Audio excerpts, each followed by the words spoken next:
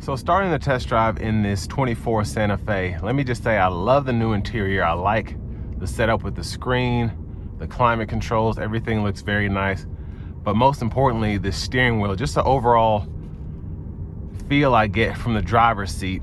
This doesn't feel like a $39,000 SUV to me. It feels like an $80,000 SUV, just with how the steering wheel's set up, the shifter is in a cool place, just everything, having the adaptive cruise and all that. It's a nice touch. Hyundai did a fantastic job with this. And I kind of touched on this earlier, but I was a bit skeptical about this new look.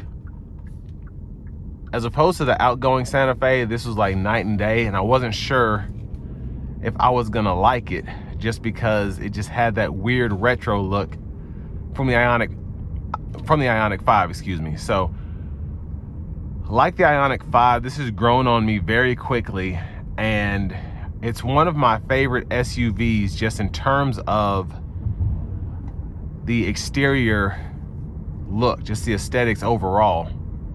Because, again, this looks like something that doesn't ask for just $38,000. This looks like something that's much more exquisite, much more expensive. And just having this powertrain on top of that, it's just very impressive, an impressive overall package you get here. Now the ride quality is almost, I don't want to say identical because it's kind of hard to say that, but it's very, very similar feeling to the outgoing Santa Fe. So you still have that same ride quality where it's not buttery smooth, but it feels good, and this isn't extremely boring to drive. Again, especially with that 2.5 turbo 4-cylinder. So I'm gonna put it in the sport mode, and then we're gonna try out these paddle shifters.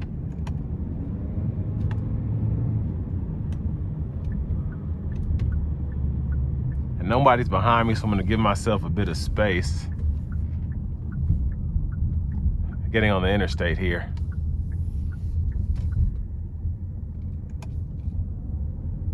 All right, here we go. Wow.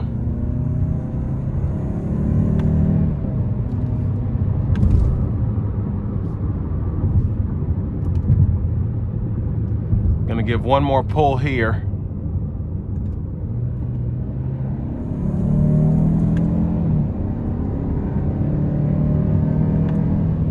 Yeah, great power. Not surprised there. I'm gonna put it into normal, and then we're gonna turn on the adaptive cruise, lane centering, and I'm gonna put this gap back a little bit. But just an extremely impressive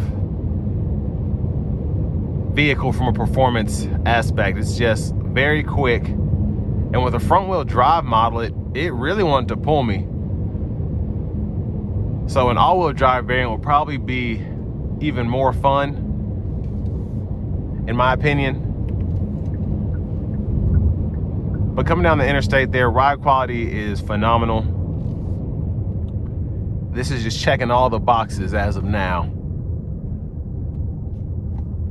And then the cabin acoustics on top of that were very, very good as well. I could still hear the outside, but it was almost like it was deadening the road noise, if that makes sense. It's just a very, very sophisticated feel here. And it's not what we're used to from the older Santa Fe's.